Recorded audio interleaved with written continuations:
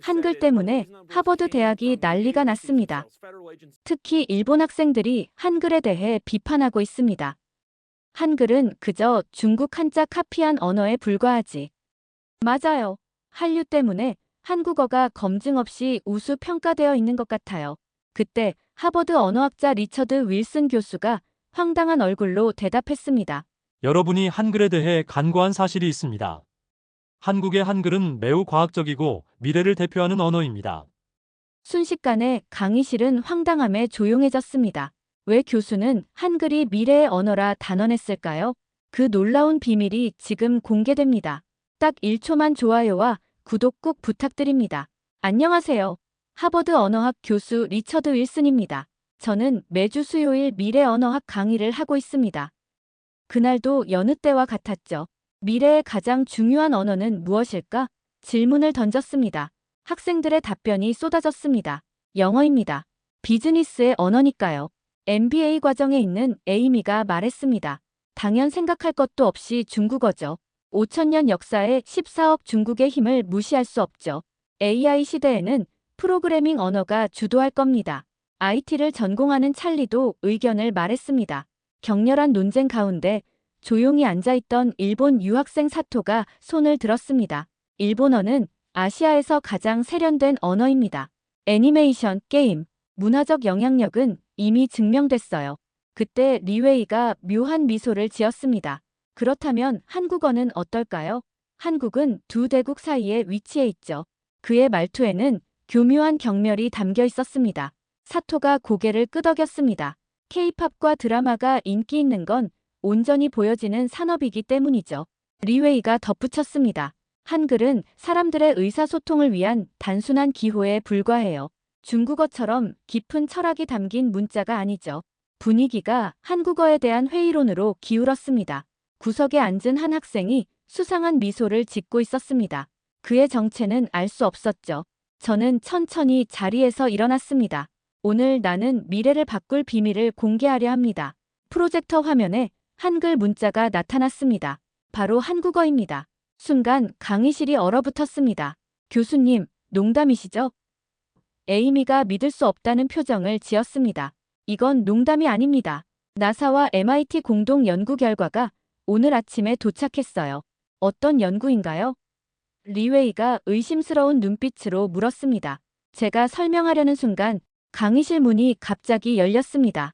검은 정장을 입은 남자가 숨을 헐떡이며 다가왔습니다. 그가 제 귀에 무언가를 속삭였습니다. 죄송합니다. 오늘 강의를 잠시 중단해야겠습니다. 학생들의 얼굴에 당혹감이 번졌습니다. 그 남자와 함께 저는 서둘러 강의실을 나와야 했습니다. 무슨 일이 있었던 건가요, 윌슨 교수님? 인터뷰어의 질문에 저는 깊은 숨을 내쉬었습니다. 제 인생을 완전히 바꿔놓은 날이었죠. 검은 정장을 입은 남자는 나사의 언어학 책임자였습니다. 저에게 전한 소식은 충격적이었죠. 나사가 화성 탐사선 퍼서비어런스에서 수집한 데이터를 분석하던 중이었습니다. 그런데 이상한 점을 발견했죠. 인터뷰어의 눈이 커졌습니다. 무엇을 발견했나요? 화성 표면에서 발견된 고대 문명의 흔적이었습니다. 놀라운 건 그 문명이 사용한 문자 체계였죠. 저는 태블릿을 꺼내 이미지를 보여주었습니다. 보시다시피 이 문자는 현대 지구의 어떤 문자와도 닮지 않았습니다. 하지만 인터뷰어가 숨을 들이켰습니다. 한글과 비슷한 구조를 가지고 있네요. 정확합니다. MIT 언어학자들은 이 화성 문자는 한글의 기본 원리와 놀라운 유사성을 보인다고 하더군요. 그게 어떻게 가능한가요? 그것이 바로 우리가 풀어야 할 미스터리입니다. 고대 화성 문명과 15세기 조선의 세종대왕 사이에 어떤 연결고리가 있을 수 있을까요? 나사는 이 발견을 극비에 붙였습니다. 세계 패권 경쟁 속에서 이런 정보는 폭발성이 컸기 때문이죠. 우리는 비밀리에 국제연구팀을 구성했습니다. 한국의 언어학자들도 합류했죠. 연구팀은 충격적인 사실을 밝혀냈습니다. 한글과 화성 문자의 구조는 95% 일치했습니다. 더 놀라운 발견은 그 문자로 기록된 내용이었습니다. 우리는 AI 번역 시스템을 개발해 해독에 성공했죠. 인터뷰어가 숨을 참았습니다. 그 내용은요? 그들은 자신들의 문명이 멸망하기 전 우주의 비밀을 다른 행성으로 전하려 했습니다. 지구가 그 대상이었죠. 강의실로 돌아간 날, 학생들은 저에게 많은 질문을 했습니다. 세종대왕은 어떻게 이 원리를 알게 되었을까요? 한글이 미래의 언어라고 한 이유가 바로 이것인가요? 저는 이렇게 대답했습니다. 한글은 단순히 쉽게 배우라고 만든 문자가 아닙니다. 그것은 우주의 언어 원리를 담고 있는 시스템입니다. AI 연구자들은 이미 한글이 가장 효율적인 정보 처리 시스템과 일치한다는 것을 발견했습니다. 리웨이와 사토의 얼굴이 창백해졌습니다. 이제 우리는 새로운 시대를 향해 나아가고 있습니다. 한글에 담긴 우주의 비밀을 풀어내는 시대죠. 사토 유키의 날카로운 질문이 강의실에 울려 퍼졌습니다. 한글이 배우기 쉽다고 해도 한국어 자체는 문법이 복잡하고 존댓말 체계도 어렵다고 들었습니다. 그런 언어가 어떻게 미래의 언어가 될 수 있을까요? 한국어의 복잡한 존댓말과 섬세한 감정 표현이 미래 AI 시대에 왜 결정적 경쟁력이 되는지 저는 그녀의 눈을 바라보며 고개를 끄덕였습니다. 매우 핵심적인 질문입니다. 사토 씨. 많은 사람들이 동일한 의문을 가지고 있죠. 프로젝터 화면이 전환되며 한국어의 다양한 존댓말 체계가 나타났습니다. 학생들은 복잡해 보이는 표를 보며 눈살을 찌푸렸습니다. 한국어는 단순히 메시지를 전달하는 것을 넘어 관계를 표현하는 언어입니다. 저는 천천히 설명을 이어갔습니다. 같은 의미라도 누구에게 말하느냐에 따라 표현 방식이 달라집니다. 에이미가 한숨을 쉬었습니다. 그래서 제가 한국어를 포기했어요. 너무 복잡해서 실수할까봐 두려웠죠. 영어는 단순히 유만 사용하면 되는데. 맞습니다. 저는 미소를 지었습니다. 하지만 바로 그 복잡함이 한국어의 가장 큰 매력이자 잠재력입니다. 학생들이 의아한 표정을 지었습니다. 토이가 고개를 갸웃거리며 물었습니다. 복잡함이 어떻게 장점이 될 수 있죠? AI 시대에 가장 귀중한 것이 무엇인지 생각해 보세요. 저는 학생들의 눈을 하나하나 바라보며 말했습니다. 바로 뉘앙스와 감정입니다. 리웨이가 흥미롭다는 듯 몸을 앞으로 기울였습니다. 처음으로 그의 눈에서 진정한 호기심이 빛났습니다. 현재 AI의 가장 큰 한계는 무엇일까요? 정보는 처리할 수 있지만 감정과 맥락을 이해하는데 어려움을 겪고 있죠. 이런 상황에서 한국어는 놀라운 해결책을 제시합니다. 한국어는 단순한 언어가 아니라 인간의 감정을 가장 정교하게 표현하는 시스템입니다. 저는 화면을 전환하여 간단한 한국어 문장 하나를 보여주었습니다. 밥 먹었어. 이 간단한 질문 하나로 한국어에서는 수십 가지 다른 뉘앙스를 표현할 수 있습니다. 저는 다양한 버전의 밥 먹었어. 를 보여주었습니다. 밥 먹었어요? 식사하셨습니까? 밥 먹었니? 밥은? 같은 질문이지만 단어 선택과 어미 변화만으로도 화자의 감정, 관계, 상황적 맥락까지 담아낼 수 있습니다. 이런 풍부한 감정 표현은 현대 AI가 가장 어려워하는 부분이죠. 이제 강의실 분위기가 완전히 달라졌습니다. 학생들의 눈에서 호기심의 불꽃이 타오르기 시작했습니다. 놀랍게도 가장 회의적이었던 리 웨이가 손을 들었습니다. 저는 사실 한국 드라마를 통해 한국어를 조금 배웠습니다. 그런데 정말 신기했던 건 단어 하나로 이렇게 다양한 감정을 표현할 수 있다는 거였어요. 중국어에도 존댓말이 있지만 한국어처럼 섬세하지는 않죠. 그의 고백에 강의실이 술렁였습니다. 중국어의 우월성을 강조하던 리웨이가 한국어의 장점을 인정한 것은 모두에게 놀라운 일이었습니다. 한글이 세계 공용어가 될 날이 정말 올까요? 저는 미소를 참을 수 없었습니다. 리웨이, 아주 중요한 점을 짚어주셨습니다. 한국어의 어려움은 단점이 아니라 고도로 발달된 감정 표현 시스템의 증거입니다. 루나가 흥분한 목소리로 말했습니다. 맞아요. 제가. 토이의 질문이 강의실에 울려 퍼졌습니다. 실제 기술 산업에서도 한국어가 중요한 위치를 차지하고 있나요? 그의 눈빛에는 의심과 호기심이 공존했습니다. 저는 프로젝터 리모컨을 집어들고 화면을 전환했습니다. 그러자 세계 유수의 기술 기업들 로고와 함께 놀라운 통계 자료가 나타났습니다. 여러분, 이 데이터를 주목해주세요. 제 목소리는 확신에 차 있었습니다. 2023년 구글은 한국어 가능자 채용을 전년 대비 78% 증가시켰습니다. 메타는 85%, 애플은 무려 92%나 증가시켰죠. 학생들의 눈이 점점 커졌습니다. 특히 실리콘밸리 취업을 꿈꾸던 잭과 토이는 충격받은 표정이었습니다. 더 놀라운 건 단순히 번역가나 현지화 전문가가 아니라 엔지니어, 개발자, 데이터 사이언티스트 포지션에서 한국어 능력자를 우대하고 있다는 점입니다. 저는 화면을 넘겨 실리콘밸리 대표 기업들의 채용 공고를 보여주었습니다. 그곳에는 분명히 한국어 능력자 우대 코리안 랭귀지 스킬스 프리퍼드라는 문구가 눈에 띄었습니다. 왜 그런 거죠? 에이미가 의아한 표정으로 물었습니다. 영어가 기술 산업의 공용어 아닌가요? 저는 고개를 끄덕였습니다. 물론 영어는 여전히 중요합니다. 하지만 산업 지형이 급격히 변화하고 있습니다. 다음 슬라이드에는 삼성, 현대, SK, LG 등 한국의 글로벌 기업들이 등장했습니다. 이 기업들의 공통점이 무엇일까요? 저는 학생들에게 물었습니다. 토이가 조심스럽게 대답했습니다. 모두 한국 기업들이죠.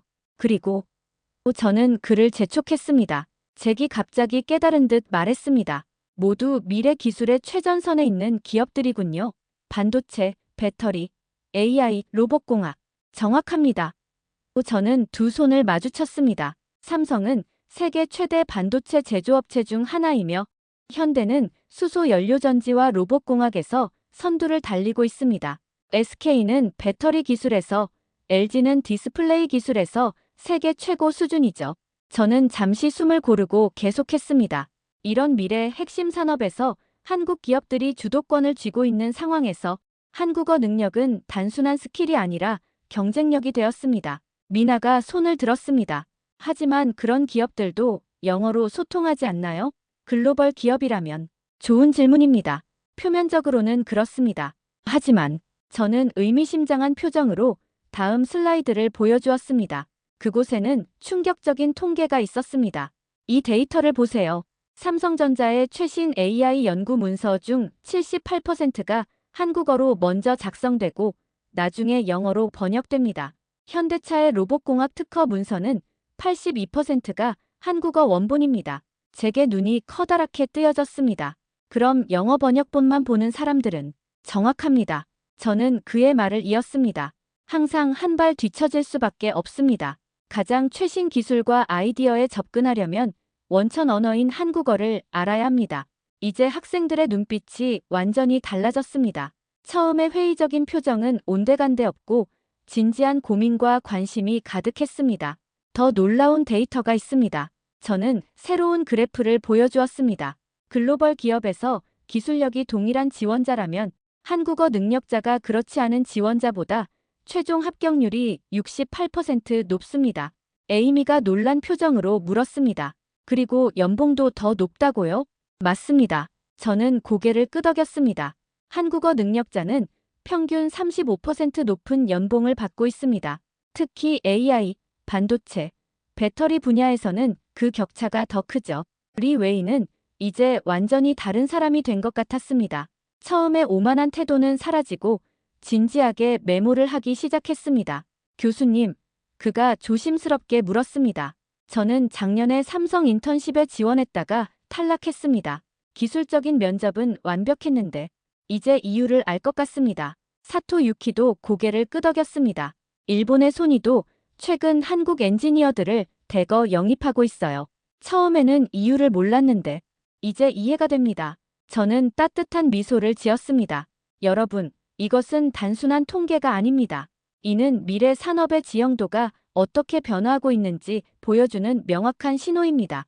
토이가 고개를 갸웃거리며 물었습니다. 그런데 교수님, 이런 변화가 일시적인 현상이 아닐까요? K-팝처럼 한때 유행했다가 사라지는 거라면. 저는 그의 눈을 똑바로 바라보며 대답했습니다. 한류 문화와 한국어의 영향력이 어떻게 확장되고 있는지 살펴봐야 할 때군요. 다음 장에서 K 콘텐츠의 놀라운 영향력에 대해 알아보겠습니다. 토이의 질문이 여전히 강의실에 맴돌고 있었습니다. 이런 변화가 일시적인 현상이 아닐까요? K-팝처럼 한때 유행했다가 사라지는 거라면. 저는 그의 의구심에 미소 지으며 화면을 전환했습니다. 그러자 넷플릭스, 디즈니, HBO 맥스 등 글로벌 스트리밍 플랫폼의 로고와 함께 충격적인 시청률 통계가 나타났습니다. 2023년 넷플릭스 글로벌 탑 10 중 무려 4편이 한국 드라마였습니다. 제 목소리는 자신감으로 가득 찼습니다. 디즈니에서는 3편, HBO 맥스에서는 2편이 한국 콘텐츠였죠. 학생들의 눈이 점점 커졌습니다. 특히 문화 콘텐츠를 전공하는 루나는 놀란 표정이었습니다. 단순한 유행이라고요? 이 그래프를 보세요.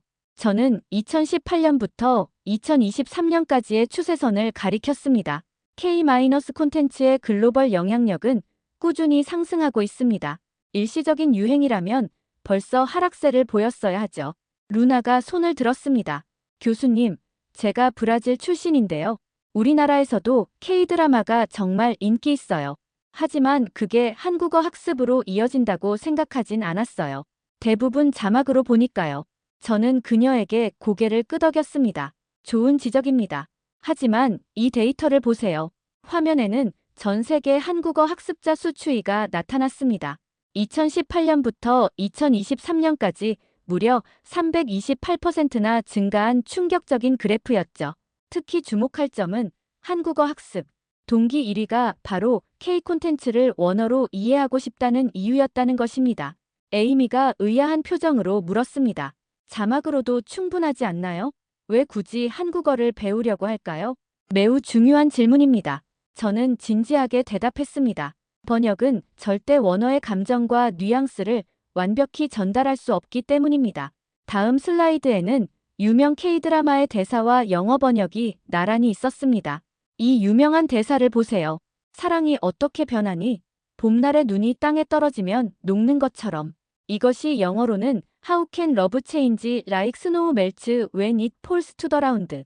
번역됩니다. 원문의 시적인 아름다움과 문화적 맥락이 완전히 사라져버렸죠. 루나가 고개를 끄덕였습니다. 정말 그래요. 제가 좋아하는 드라마에서 오빠라는 말이 영어로는 그냥 히 아니면 유로 번역되더라고요. 그 느낌이 완전히 달라요.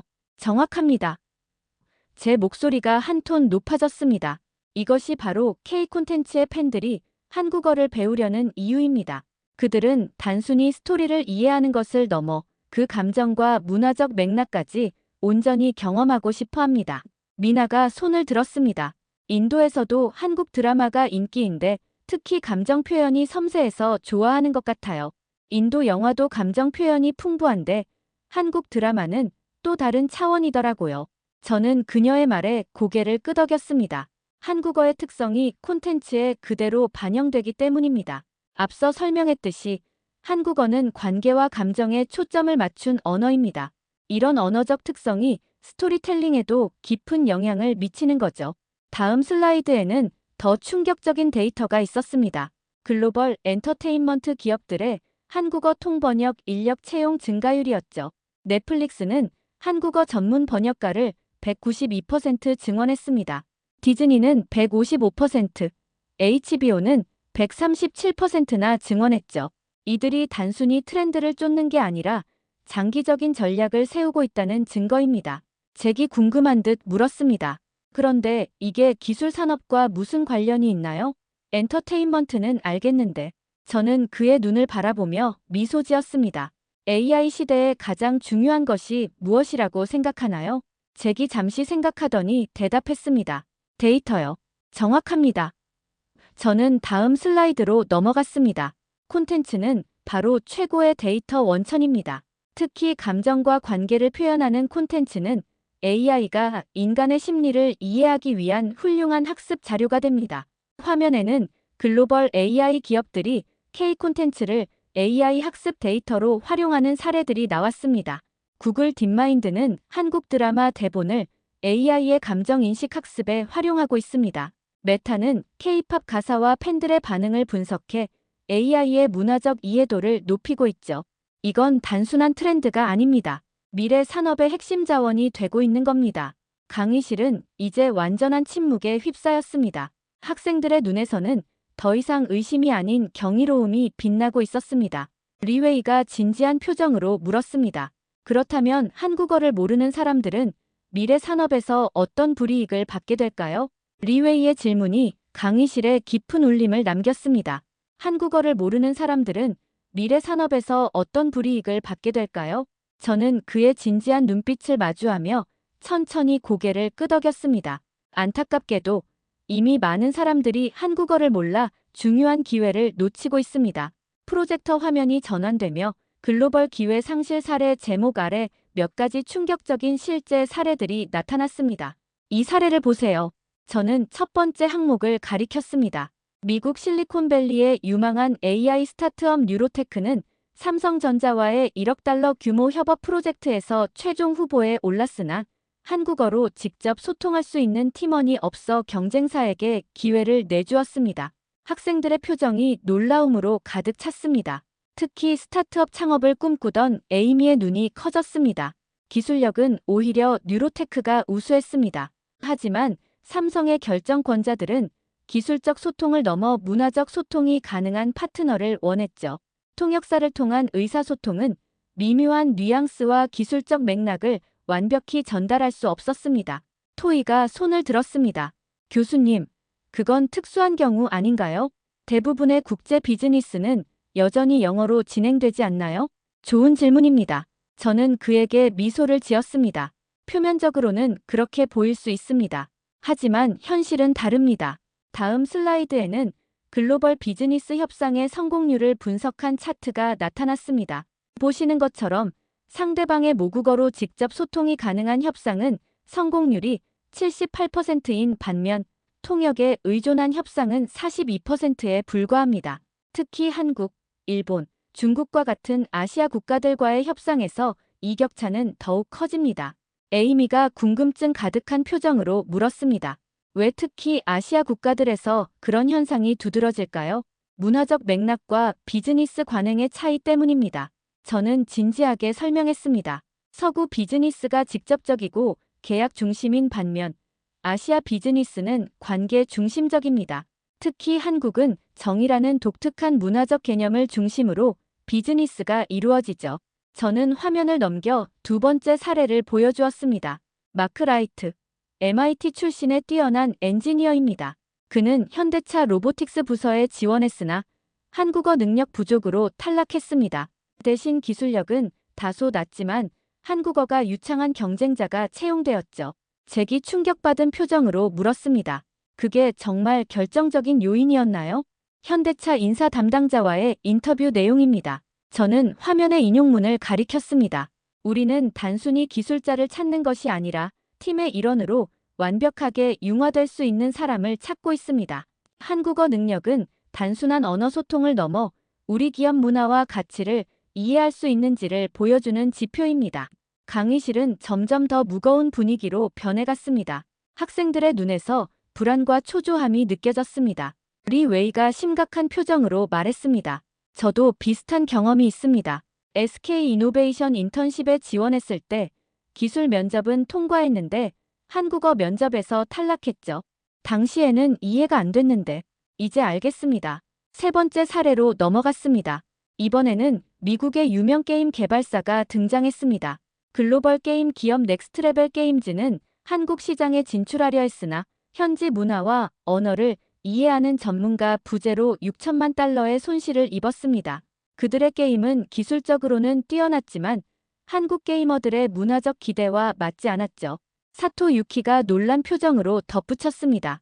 일본 게임 기업들도 비슷한 문제를 겪고 있어요. 기술은 뛰어나지만 한국 시장만 들어가면 번번이 실패하죠. 반면 한국어와 문화를 깊이 이해하는 일본 기업들은 큰 성공을 거두고 있어요. 저는 의미심장한 미소를 지었습니다. 바로 그겁니다. 한국어가 중요한 이유는 단순한 언어 문제가 아니라 문화적 뉘앙스 때문입니다. 마지막 슬라이드로 넘어가며 가장 충격적인 사례가 나타났습니다. 2022년 실리콘밸리의 AI 연구자들이 한국의 선도적 반도체 기업과 공동 연구를 진행했습니다. 그러나 연구 문서의 핵심 부분이 한국어로만 작성되어 있었고 번역 과정에서 중요한 기술적 뉘앙스가 손실되었습니다. 결과적으로 6개월의 연구 기간과 수백만 달러가 낭비되었죠. 미나가 충격받은 표정으로 말했습니다. 그럼 결국 기술력이 같다면 한국어를 할 줄 아는 사람이 최종 합격한다는 건가요? 정확합니다. 저는 단호하게 대답했습니다. 그리고 이 추세는 앞으로 더욱 강화될 것입니다. 강의실은 깊은 침묵에 빠졌습니다. 학생들의 얼굴에는 걱정과 결심이 교차했습니다. 특히 처음에 가장 회의적이었던 리 웨이와 사토 유키의 표정이 완전히 바뀌었습니다. 하지만 희망적인 소식도 있습니다. 저는 목소리를 밝게 바꾸었습니다. 한국어를 배워 놀라운 성과를 이룬 사람들의 이야기도 많으니까요. 다음 장에서 그 사례들을 살펴보겠습니다. 저는 학생들의 걱정 어린 표정을 바라보며 미소 지었습니다. 방금 한국어를 몰라 기회를 놓친 사례들을 보았지만 이제는 한국어를 배워 놀라운 성공을 거둔 사람들의 이야기를 들려드리겠습니다. 프로젝터 화면이 전환되며 세계적인 AI 전문가 마이클 브라운의 사진이 나타났습니다. 그의 밝게 웃는 얼굴과 함께 스탠포드 대학의 연구실 배경이 보였습니다. 마이클 브라운, 실리콘밸리에서 가장 주목받는 AI 전문가 중 한 명입니다. 5년 전, 그는 평범한 엔지니어였습니다. 그런데 무엇이 그를 변화시켰을까요? 학생들이 호기심 어린 눈빛으로 화면을 바라보았습니다. 특히 AI를 전공하는 잭의 눈이 반짝였습니다. 마이클은 우연히 본 한국 드라마에 매료되어 독학으로 한국어를 배우기 시작했습니다. 처음에는 취미로 시작했지만 6개월 후 그는 중요한 발견을 합니다. 저는 화면을 넘겨 마이클의 연구 성과를 보여주었습니다. 마이클은 한국어의 독특한 문법 구조와 감정 표현 방식이 AI 번역 알고리즘을 개발하는데 혁신적인 영감을 줄 수 있다는 사실을 깨달았습니다. 그는 한국어의 주어, 생략 특성과 문맥 기반 이해 방식을 AI에 적용했죠. 잭이 흥미롭다는 듯 몸을 앞으로 기울였습니다. 그래서 어떤 결과가 나왔나요? 그의 팀이 개발한 번역 시스템은 기존 모델보다 정확도가 32% 향상되었습니다. 저는 자신감 있게 대답했습니다. 특히 감정적 뉘앙스 전달에서 혁신적인 성과를 보였죠. 이 연구로 마이클은 구글에서 제안한 연봉의 2배를 받으며 최고 AI 연구소의 수장이 되었습니다. 강의실에 흥분된 웅성거림이 퍼졌습니다. 학생들의 눈빛이 달라지기 시작했습니다. 저는 화면을 넘겨 넷플릭스 로고와 함께 소피아 첸의 사진을 보여주었습니다. 소피아 첸, 현재 넷플릭스 글로벌 콘텐츠 책임자입니다. 그녀가 이 위치에 오른 비결은 무엇일까요? 브라질 출신의 루나가 손을 들었습니다. 한국어를 배웠나요? 정확합니다. 저는 루나에게 미소 지었습니다. 소피아는 엔터테인먼트 업계에서 평범한 중간 관리자였습니다. 하지만 그녀는 한류의 잠재력을 일찍 알아보고 한국어를 배우기 시작했죠. 저는 소피아의 성공 스토리를 담은 슬라이드를 보여주었습니다. 소피아는 한국어를 배우면서 단순히 언어만 습득한 것이 아니라 한국 문화의 깊은 이해를 통해 K- 콘텐츠의 글로벌 가치를 발견했습니다. 그녀는 서구 관점에서는 놓치기 쉬운 한국 콘텐츠의 독특한 매력을 경영진에게 설득할 수 있었죠. 사토 유키가 궁금한 듯 물었습니다. 그녀의 한국어 실력이 정말 그렇게 중요했나요? 넷플릭스 CEO와의 인터뷰 내용입니다. 저는 화면의 인용문을 가리켰습니다. 소피아는 단순한 번역을 넘어 문화적 맥락까지 완벽하게 이해했습니다.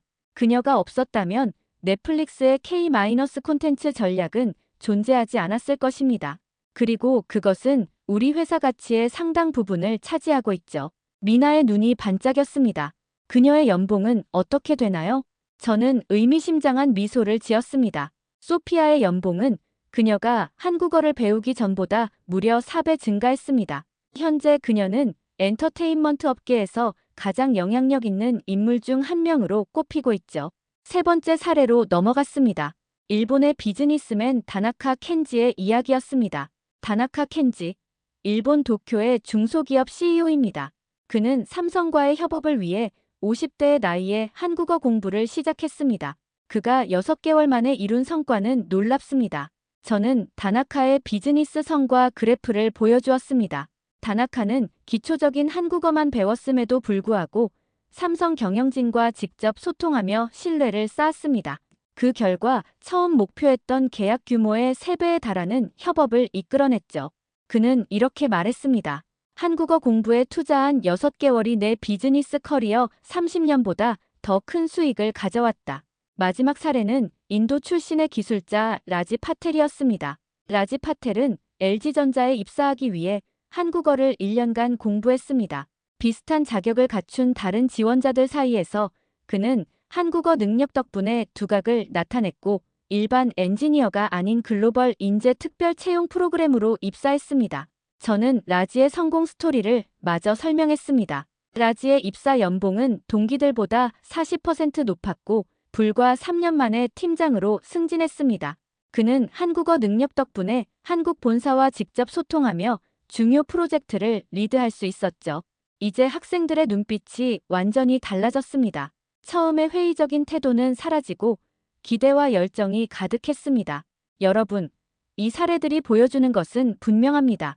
저는 확신에 찬 목소리로 말했습니다. 한국어는 더 이상 단순한 외국어가 아니라 글로벌 시장에서의 경쟁력이자 미래를 위한 투자입니다. 토이가 진지한 표정으로 물었습니다. 교수님, 정말로 2030년에는 한국어가 글로벌 필수 언어가 될까요? 저는 그의 진지한 질문에 고개를 끄덕였습니다. 다음 장에서 그 미래를 정확히 예측해 보겠습니다. 토이의 질문이 강의실에 울려 퍼졌습니다. 교수님, 정말로 2030년에는 한국어가 글로벌 필수 언어가 될까요? 저는 프로젝터 리모컨을 들고 마지막 슬라이드로 넘어갔습니다. 화면에는 2030년 글로벌 언어 영향력 지수라는 제목의 그래프가 나타났습니다. 학생들의 시선이 일제히 화면에 고정되었습니다. 여러분, 이것은 하버드, MIT, 스탠포드 연구진이 공동으로 개발한 미래 언어 영향력 지수입니다. 다양한 요소를 종합적으로 분석해 2030년각 언어의 글로벌 영향력을 예측한 자료죠. 그래프에서 영어는 여전히 1위를 차지했지만 놀랍게도 한국어가 중국어, 스페인어를 제치고 3위에 오른 모습이 보였습니다. 2020년만 해도 한국어는 이 지수에서 14위에 불과했습니다. 하지만 10년 만에 11계단이나 상승했죠. 이는 언어 역사상 유례없는 급상승입니다. 잭이 의심스러운 표정으로 물었습니다.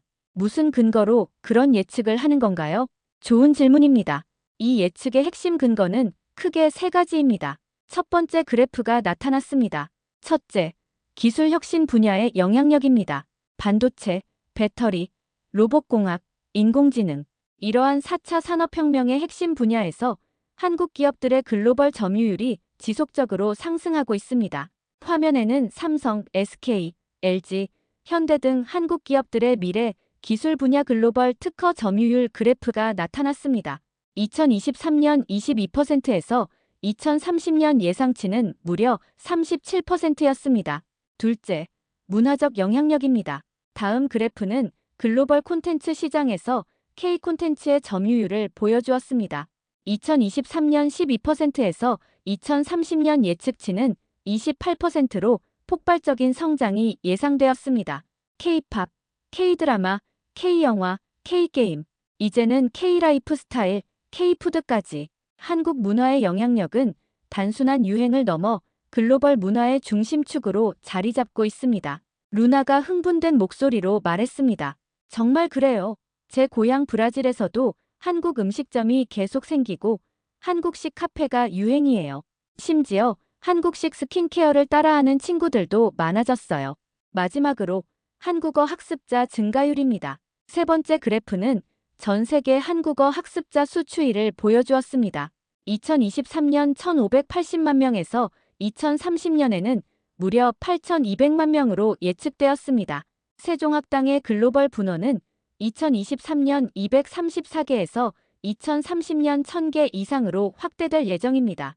이미 미국, 영국, 프랑스, 독일 등 주요 국가들이 공교육에 한국어를 제2외국어로 도입하기 시작했습니다. 사토 유키가 놀란 표정으로 말했습니다. 일본에서도 최근 한국어가 영어 다음으로 인기 있는 제2외국어가 되었어요. 심지어 제 모교에서는 한국어가 필수 과목이 되었다고 하더라고요. 리웨이도 진지한 표정으로 덧붙였습니다. 중국에서도 비슷한 추세가 있습니다. 특히 기술 분야와 엔터테인먼트 업계에서는 한국어 실력이 주요 채용 조건이 되고 있어요. 그곳에는 지금이 바로 한국어를 배울 때입니다. 라는 문구와 함께한 중국 속담이 적혀 있었습니다. 나무를 심기에 가장 좋은 때는 20년 전이고 그 다음으로 좋은 때는 지금이다. 강의실은 깊은 침묵에 빠졌습니다. 모든 학생들의 눈에서 결심의 빛이 반짝였습니다. 여러분, 오늘 우리는 미래의 언어에 대해 이야기했습니다. 처음에는 많은 분들이 한국어의 중요성에 의문을 품었죠. 하지만 지금은 어떻습니까? 에이미가 진지한 표정으로 먼저 입을 열었습니다. 저는 MBA 과정생으로서 비즈니스 기회를 놓치는 것이 가장 두렵습니다. 오늘 강의를 통해 한국어를 배우지 않는 것이 미래에 대한 투자를 포기하는 것과 같다는 생각이 듭니다. 잭도 고개를 끄덕였습니다. AI 연구자로서 한국어가 가진 독특한 구조와 그것이 기술 발전에 미치는 영향을 무시할 수 없을 것 같습니다. 저는 내일부터 한국어 수업을 들을 계획입니다. 가장 놀라운 변화는 처음에 가장 회의적이었던 리웨이에게서 나타났습니다. 교수님, 그가 진지한 목소리로 말했습니다. 저는 처음에 한국어를 무시했던 것을 부끄럽게 생각합니다. 중국인으로서 자부심이 컸지만 이제는 한국어가 미래를 여는 열쇠라는 것을 인정할 수밖에 없습니다. 저도 오늘부터 한국어 공부를 시작하겠습니다. 사토 유키도 수긍했습니다. 일본과 한국은 역사적으로 복잡한 관계가 있었지만 미래를 위해서는 서로를 이해하는 것이 중요하다고 생각합니다. 저도 한국어를 배우고 싶습니다. 강의실은 이제 열정과 결심으로 가득 찼습니다. 처음에 회의적인 분위기는 완전히 사라지고 모든 학생들이 한국어 학습에 대한 의지를 다지고 있었습니다. 저는 감격에 찬 표정으로 마지막 말을 전했습니다. 여러분, 오늘 우리는 중요한 깨달음을 얻었습니다. 한국어는 단순한 언어가 아닙니다. 그것은 미래를 여는 열쇠이자 글로벌 성공을 위한 필수 도구입니다. 지금부터 시작해도 절대 늦지 않습니다. 이 말을 기억하세요. 미래를 여는 언어, 한국어. 그리고 그 미래는 바로 우리 앞에 시작됩니다. 강의가 끝나고 학생들이 강의실을 나가는 모습을 지켜보며 저는 그들의 눈빛이 달라진 것을 느낄 수 있었습니다. 오늘의 강의는 단순한 학문적 논의를 넘어 그들의 미래를 바꿀 결정적인 기회가 되었음을 알 수 있었습니다. 한국어를 세계에 알리는 이 여정은 이제 막 시작되었을 뿐입니다.